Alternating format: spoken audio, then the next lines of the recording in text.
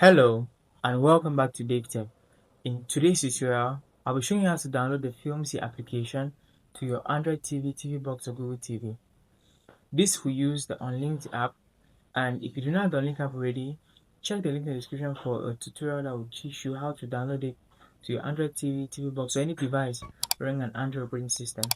Now, head over to the Unlinked app, navigate to it with your remote and click on OK, get in.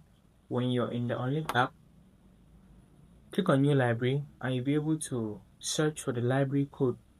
Now, the library code of choice for this tutorial is the Fire Stick code. So type in FIRESTICK.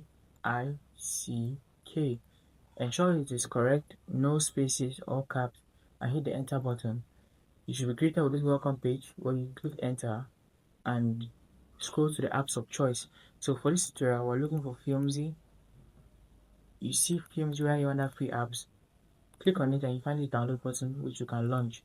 After launching the download button, be patient for a couple of seconds because it will take you roughly a minute or a couple of seconds to download depending on your internet speed. When you have this app downloaded completely to 100%, you'll be toggled automatically an install button.